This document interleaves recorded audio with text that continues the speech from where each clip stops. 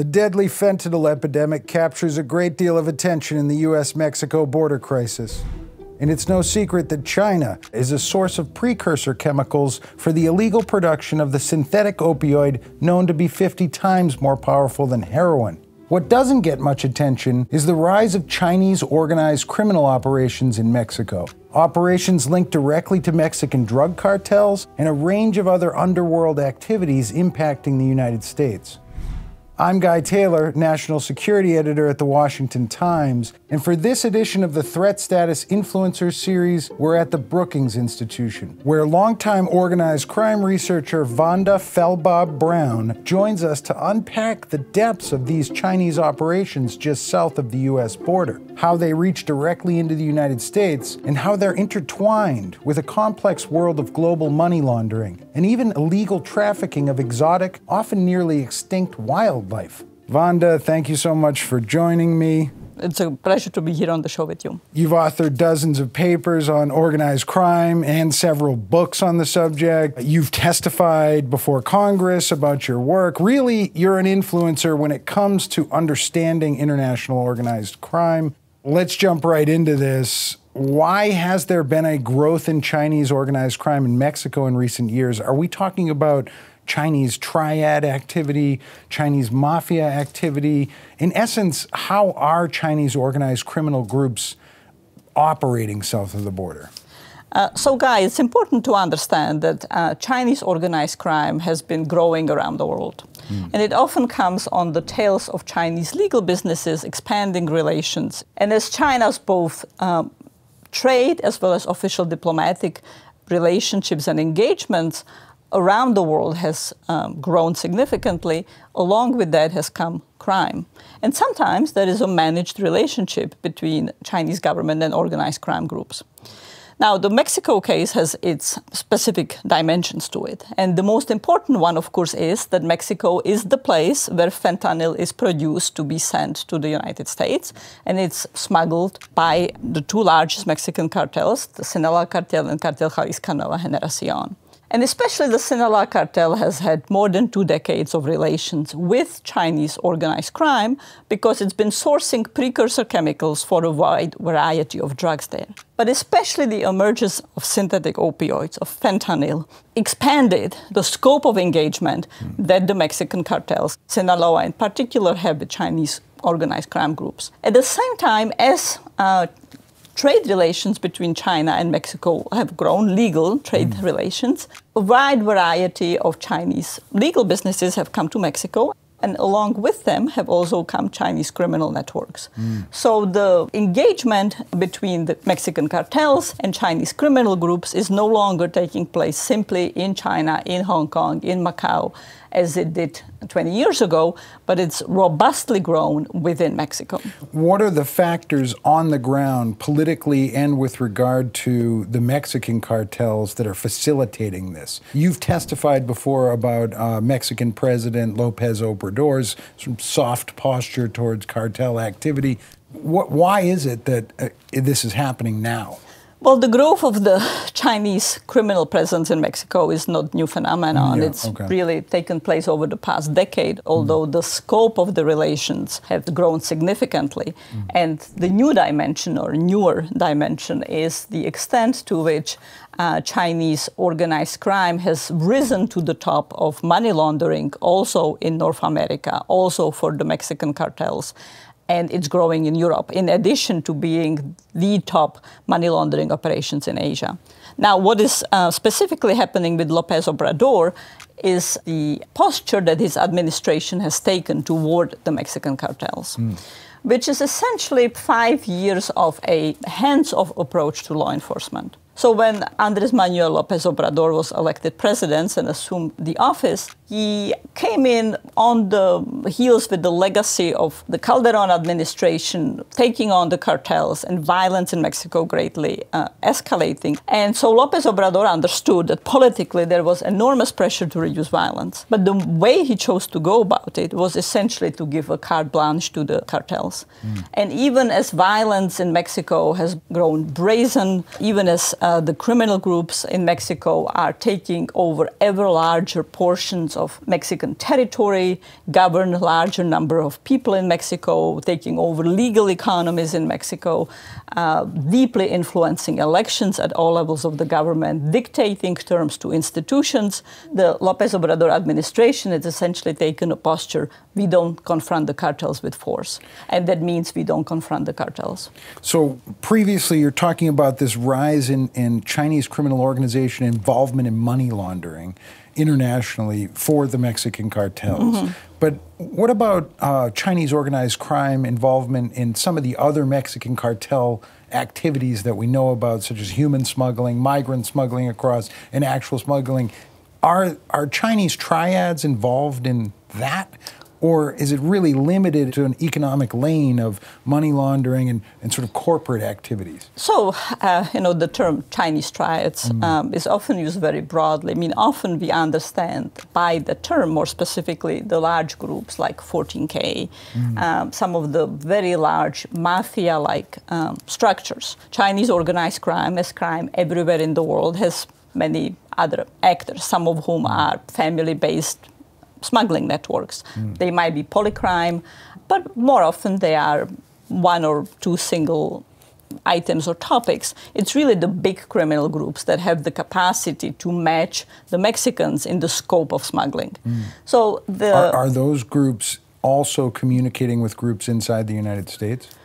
Well, whoever has access to signal intelligence and wiretap will be able to answer that. I mean, I am certain that Chinese criminal groups have their networks in the US, just as they have networks in Canada. This is not new. Big Chinese criminal groups, as well as much more mom-and-pop Chinese criminal groups, have operated in the US for decades. You have decades of smuggling of people from China to the United States, or from China to Canada. The really big dimension is this vector with the Mexican cartels and fentanyl and the death rates that this is then causing. But just to stick with the scope of activities, what has changed in the relationship is the fact that the Mexican criminal groups, cartels, are no longer just drug cartels. They are now involved in a wide panoply of illegal and legal economies in Mexico. And so they are trading with their Chinese criminal network counterparts wildlife that has been poached, illegally caught in Mexico. They are trading legal and illegal timber. They are selling mining products to China. So the scope of activities with which the Mexican cartels engage with networks, including criminal networks in China, has just grown very significantly. The amount of commodities has grown very significantly. And what is, again, kind of unique dimension to synthetic opioids is that they are extraordinarily cheap to produce. The precursor chemicals are very cheap. Maybe as little as $20 million is enough to buy precursors to supply the US fentanyl market for a year. And so all of a sudden, paying back in wildlife or timber becomes very feasible. Those commodities will normally generate under tens of millions. It's hard to pay for your cocaine precursors with this, but it becomes a significant amount of potential payment for fentanyl, for synthetic opioids precursors. With what kind of smuggled wildlife, for instance? So in the Mexico case, we are often looking at marine species. This could be anything from jellyfish and sea cucumber to something that fetch very high prices on legal markets or open markets or in fetch China? a certainly decent price. And in marine species, you can be engaged in extraordinary volume of trade. Hundreds of millions of sharks are killed around the world a year for their shark fin. The fin itself will not be selling for more than hundreds or maybe a few $1,000s, but you can catch so much of the species that the volume that you can supply. So you have lots of marine species. Kind of notorious commodity is a bladder from a fish called totoaba. And the poaching of the totoaba fish is driving to extinction the most endangered marine mammal, the vaquita marina, a porpoise in the Gulf of California. But we're also looking at the growth of terrestrial species. And this is significant because the speed with which terrestrial species can be driven to extinction is even far greater than in marine species. Is there a connection between these Chinese organized crime groups that are involved in this illegal fishing and the Chinese government and Communist Party? There can be. So we have had instances where Chinese embassies in Latin America were recorded to be drying shark fin on the roof of the embassies. Wow. Certainly there have been cases where Chinese embassy officials have been implicated in smuggling ivory, not out of Latin America, not out of Mexico. More so out of Africa. Out of Africa in those cases. But there certainly have been ample individual anecdotes. More broadly, however, the Chinese government often uses criminal groups as part of a broader control of Chinese diaspora, as monitoring and essentially these extra-legal enforcers of the diaspora, and uses them for persecuting other interests of the Chinese government, like building political influence in African countries. Like, is that happening in Mexico as well? Well, I haven't seen documented cases of that, but it's certainly the modus operandi that has been adopted. Let's go back to fentanyl for a second. FBI Director Christopher Wray has said that the Chinese government really is the root of the problem and could shut down the flow of precursors if it wanted to.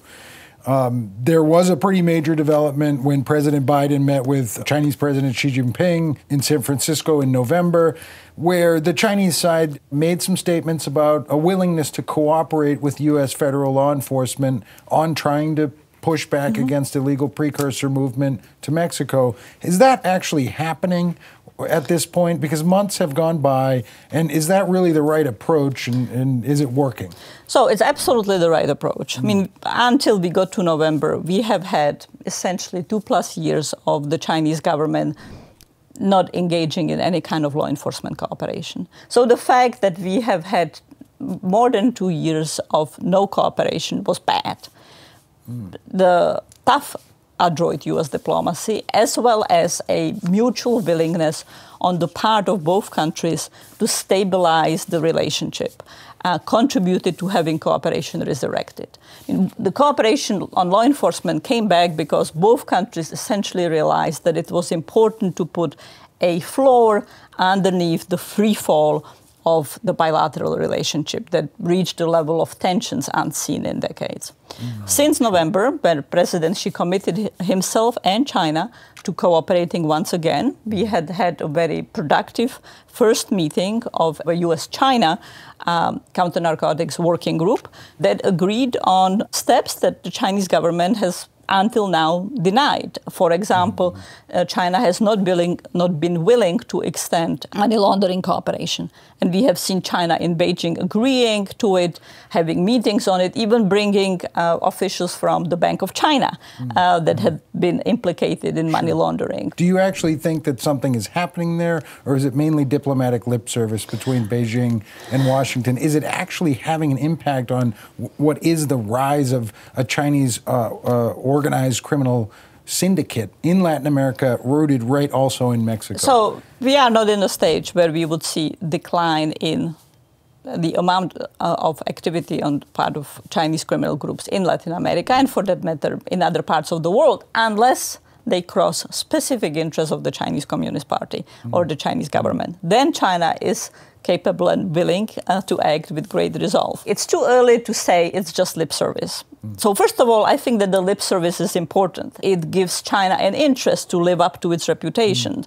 China takes its reputation as the world's toughest drug cop and country very serious about fighting crime very, very seriously. So the words matter.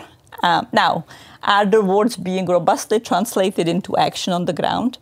It's hard to judge from the outside. I think that we are still in the stage where we're watching how much the rubber meets the road. I think it's a fair measure to be looking at the volume of precursors leaving China. That's a hard measure to get. We don't have that measure. I don't think it's a fair measure to say what's happening with U.S. death rates. That's clearly the most important objective, but there is not a 101 linear relationship. If China acts, tomorrow we will see deaths declining. There is a lag of time. How long, how robust the cooperation on the part of the Chinese government will be, yet remains to be seen. China clearly was motivated by wanting to get off the major list of countries that are producers or transshipment places for drugs that the United States puts together. China was placed on that list in September of last year, was very upset about that. You know, does China expect that now that these statements have been made, they'll be immediately off the list in September 2024? If yes, I don't think it's likely that they will come off that list so quickly. Will they be disappointed and pull back from cooperation? Who knows? I mean, the important thing to understand is that China subordinates its counter-narcotics and law enforcement cooperation to its strategic objectives. Law enforcement and counter-narcotics cooperation is not a technical measure that's depoliticized or that's removed from diplomacy. For China, it's part and parcel of diplomacy. With countries whom China courts, with whom it wants to warm up relationship, it extends that cooperation and sometimes uses it to develop much broader political influence. We're seeing that across countries in Asia Pacific, even Africa, that China uses its law enforcement cooperation to build up much larger political and diplomatic influence. With countries with whom it is angry, it denies law enforcement cooperation. And what about the Biden administration? Is the Biden administration doing enough to address this? So I actually think that the Biden administration deserves a lot of credit in how it evolved its relationship with China on the issue.